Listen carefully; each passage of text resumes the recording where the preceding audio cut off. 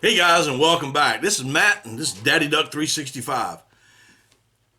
I've been duck hunting now. This will be my 48th year coming up of chasing ducks all over the United States, everywhere from the Atlantic Flyway to the Pacific Flyway.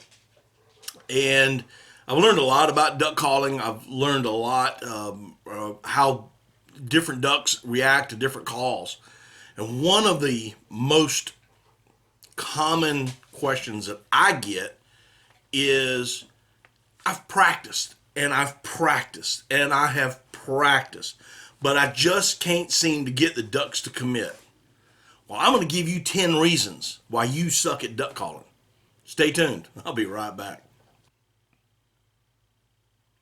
One of the most overlooked and underutilized calls out there is that single quack. On a calm day, in a heavily pressured area, that single quack can be very, very deadly. If you're hunting over pressured areas, a lot of people just calling all over, non-stop calling. A single quack, one, maybe two quacks, can mean the difference between birds on your strap and going home empty. Try it. Don't leave home without it. Hey, listen, I love duck calls. I have tons of duck calls. I've got 30 or 40 on the wall over here. I carry a lanyard. I have a lot of duck calls. I like them. It's a part of American duck hunting history. But don't just go out and buy a duck call, 200, $150, $200 custom made duck call just because it looks pretty. You need to find a call that fits your air. Now, there's a lot of duck call manufacturers out there, a lot of people making duck calls. It may be a little frustrating, but you need to find that call that suits you the best, not what looks pretty on your duck call, on your lanyard. Hey, listen, I'm blowing an old black duck call. This one, Kirk McCulloch, custom cut, White River edition. There's nothing pretty about this call. This is just a great sounding call for me and my air. You might not be able to blow it. I can. You can always learn to blow it, just like I had to. So, find a call that fits your air. Don't worry about those $250, $300 duck calls. Find one that fits you and you alone. And I'm telling you, you'll start sounding a whole lot better. You know, when I was a kid and I started learning how to duck call, just learning how to call on a duck call. That was it. I just learned how to make noises. Now, I had a great teacher, and that was my dad. I had uncles, and I had friends of my dad's, and they taught me the basics. But one of the things that my dad did is he took me down to one of our town. In our town, we have a little city park, and there's always some ducks in there year round. You got your mallards and a lot of mallards and summer ducks and geese. But he would take me down there, give me a duck call, and I would sit on the bank and I would listen to what those ducks sounded like in that city park. And I would try to imitate them. Now listen, you can learn a lot from other duck hunters and other duck callers. And there are some duck callers out there who are great teachers. And they can teach you everything you need to know. But nothing, and I mean nothing, beats a live duck especially when you're trying to learn how to call and imitate him. Imitate that duck. Sound like that duck. And I guarantee you're going to have better success out in the field. You know, a while back I did a video on specialty calls and decoys. You can probably see that up here. And what I was basically trying to tell people is I hunt over multi-species decoys. So I have not just mallards, but I have summer ducks in my spread, pintails, widgeon, teal. You know, I've got it all. And remember this, guys, not all ducks quack. And you want to have that realism in your spread. And realism comes from a lot of things. Movement on the water. So jerk strings, having spinning wing decoys, but sounding like the different ducks that are in there. Like again, all ducks don't quack. Teal, hey, they peep. Pintails, widgeon, summer ducks, or if you prefer wood ducks, they all whistle. Even the old Drake mallard, he doesn't really have a quack now, does he? It's kind of a guttural thing that's going on. But learn those calls and remember that not all ducks quack. You learn these calls, learn when to use them, implement them when you have even other ducks flying around you, and I guarantee you'll have more success at the end of the day. Okay, guys, when I was learning how to blow a duck call, and I still even do it today because, you know, bad habits are really hard to break. I would actually, I would grunt into my call. And there are times when I still catch myself doing the exact same thing. But what I'm going to tell you, you may find surprising, as along with others, is, you know, you've always been told, don't blow into a call. Well, try it. I'm not talking about blow from your cheeks. I'm talking about bringing that pressurized air up your gut, into your throat, and pressurized out. You'll find if you're grunting into a call, eventually that's what you're going to sound like, is a guy grunting into a call. But if you learn to pressurize this air from your throat into your mouth and through the call, utilizing your tone board, your tuners right here, your hand, and trying to make it blow into that call like it's a wind instrument, you're going to find that you are going to sound a whole lot better and a whole lot crisper when you're blowing these. So what I want you to do is learn the quack. Learn how to pressurize that air with the quack. Don't worry about the feed chuckle or the comeback or the high ball or the greeting call or even the chop chop call. Don't worry about that. Learn to blow a quack. Learn to pressurize that air and get it through the call. Once you mastered that, once you have that down, your other calls are going to come so natural. Anyway, learn it. Learn how to pressurize that air, and you'll start to become a better duck caller. Okay, so you've been practicing and practicing and practicing, but you're possibly making the wrong sounds at the wrong times. So, to try to make this as simple as I can, if the ducks are coming at you, you want a greeting call. That 3-note greeting call. That kak, kak, kak, kak, kak, kak, kak, kak, kak. That says, hey, come over here. Or, you know, we got something going on. Come on over here and join us. Ducks love company. As they get closer, you may want to start then throwing in a single quack or a feed chuckle or a combination of feed chuckle and a quack. And you might want to throw in a greeting call at the same time. So you've got a greeting call going on and you break it down into a feed chuckle with a couple of quacks and then give it another greeting call. So you've got that feed chuckle going on, that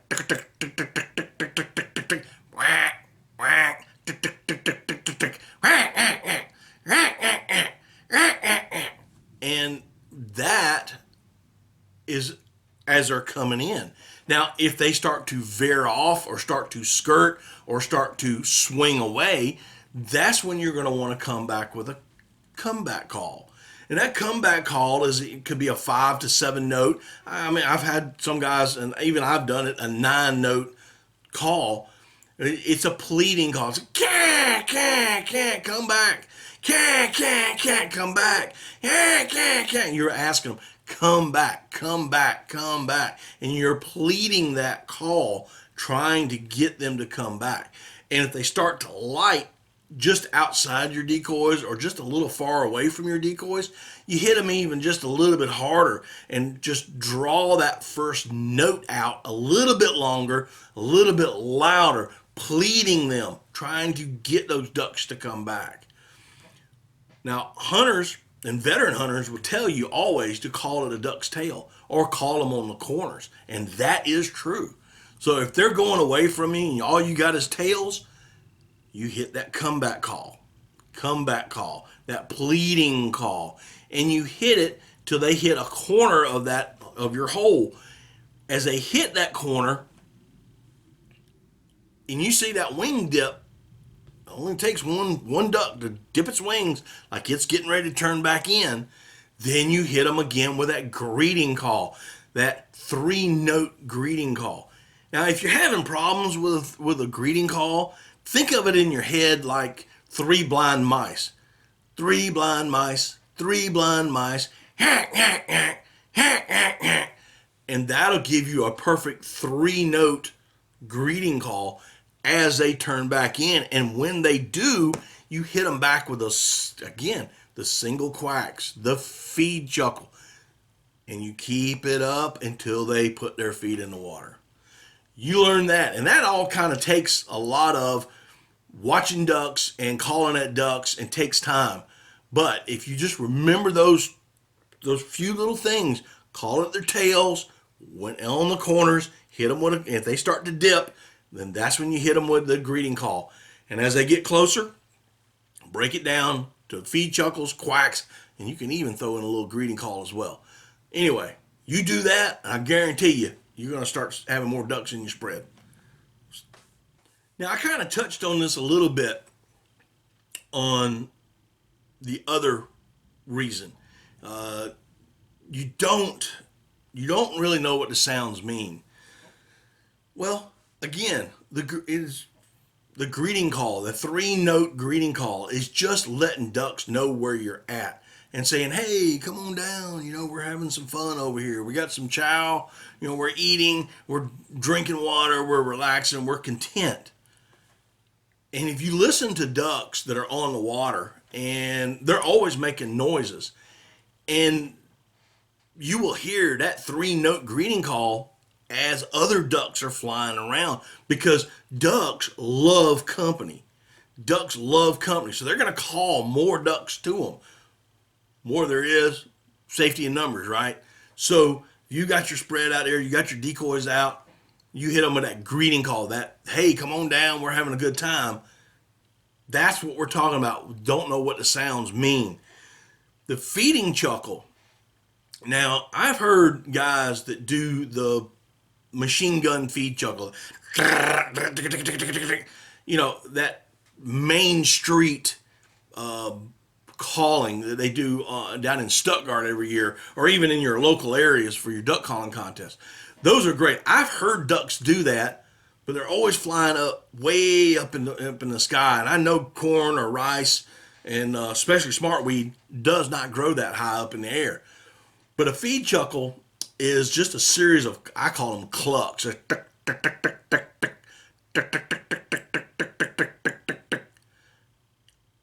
If you listen to ducks that are feeding, and you will hear that throughout. Now, I know some guys will say, well, that machine gun note is for hundreds of ducks that are, we're trying to sound like a lot of ducks feeding. Well, okay. There may be some truth in that, but I'm of the I guess you would call it the clucker. So my feed chuckle is, just a series of clucks with a quack thrown in. And that's just ducks swimming around, talking to each other. They're happy and they're content.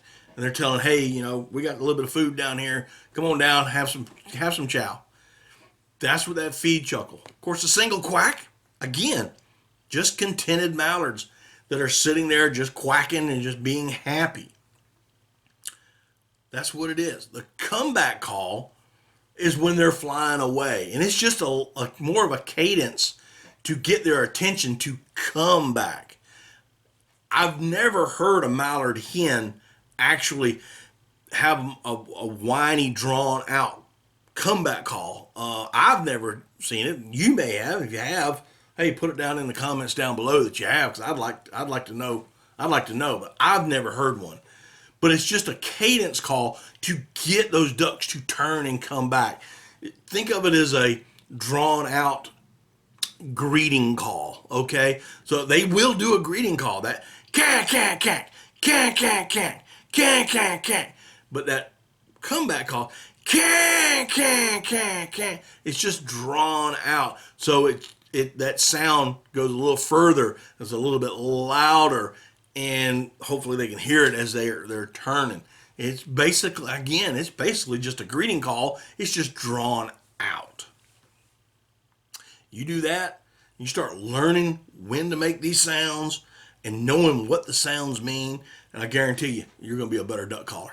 Now, you go on to any public marsh or any public woods or any public lake and you're duck hunting, you're going to hear those guys. You know the ones I'm talking about. Those guys that just won't shut up. From the time they get in the blind to the time they get back to the hill, they got a duck call in their mouth and they are hitting 30 notes, high balls, and machine gun feed chuckles.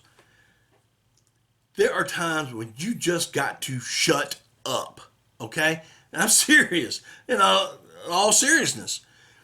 You got to remember something. When these ducks are coming down from Canada or wherever they're coming from, they've been hammered ever since probably late September. They're seeing the same thing. They're seeing the same 2.5 dozen decoys, and they're hearing these same duck calls over and over and over and over. They're hearing this. I'll tell you a story, and this is, I was in Alberta, Canada, and I was hunting dry barley fields, and we were seeing thousands and thousands of mallards and ducks, period, but thousands of mallards. It was unbelievable. And I was blowing my duck call, and I could not get any of them to come in. Now you say, well, that's just because you can't call. Well, no, I can call. I know I can call. The guys that were with me know that I can call. The guys that were with me, they were calling as well. We just could not get the ducks to come in. They would not commit. So finally, I just said, put them away. I took my lanyard off, put it on the ground, and I just shut up. We just got quiet. Amazingly enough, the ducks started to decoy in. They just didn't want to hear all that noise. Now, this was in Canada. Can you imagine down, and they ain't heard duck calls yet. Most of them. Now, you head down farther south where they've all nothing but heard duck calls. So there are times, and this takes experience and learning about ducks. There are times when you just need to put your calls away. I believe it was Nash Buckingham that said the greatest aid, and I'm paraphrasing here, so the greatest conservation tool known to duck hunters is a duck hunter with a duck call. Think about that for a minute. Blowing a duck call is not that difficult. It does take some practice. But what a lot of guys fail to do when they're learning to call ducks, and that is get a cadence down. Single quacks, not so much. Your inflection on that quack, yes. You don't want it to be too fast. You don't want to go whack, whack, whack, whack, whack, whack. That is an alarm call. So I guess, yeah, there is a cadence there. Whack, whack, whack. But, you know, if you go any faster, that's actually a type of an alarm call. So cadence is very much an importance. Your greeting call, again, I use in my head, I think 3 blind mice. 3 blind mice. Whack, whack, whack, whack, whack, whack, whack, whack, whack.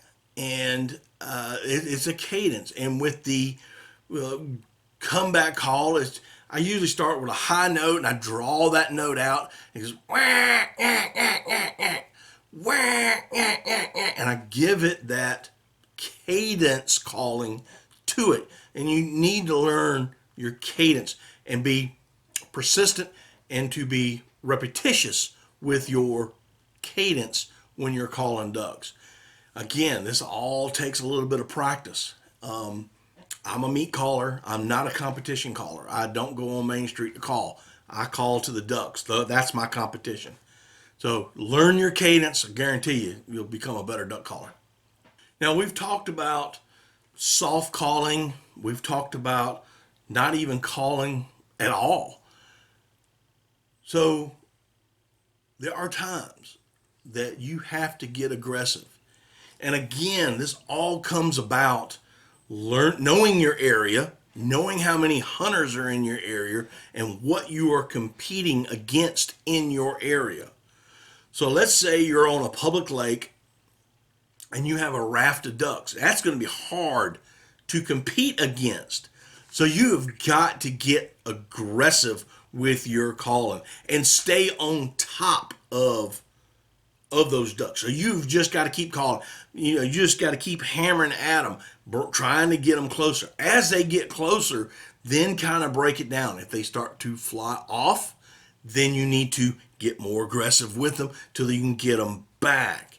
If you got live ducks on the water, just over the other side of the lake, you're hunting next to a refuge, or if you're hunting a heavily pressured area where there's other duck hunters, those other duck hunters may be quiet or not blowing as hard, and you need to blow a little bit harder. For example, I was in Arkansas rice field many years ago, and there was a lot of high wind that day.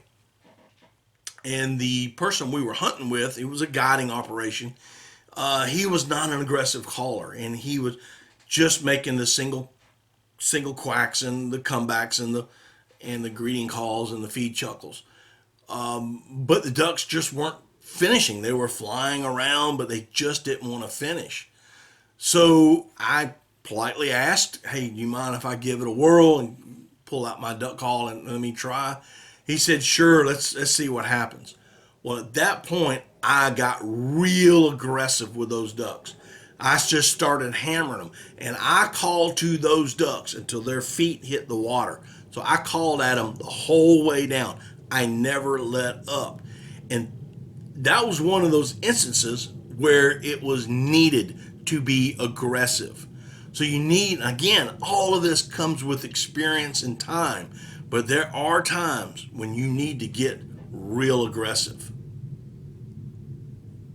Hey guys, I hope you've enjoyed this little tutorial on calling ducks. I've had a lot of fun doing it. I hope these tips will help you this coming season. Do me a favor and subscribe to this channel. Hit that notification bell so you can get more videos. Also, comment down below and give me a big old thumbs up. It sure would be appreciated. Anyway, I'm Matt, and we'll see y'all next time on Daddy Duck 365.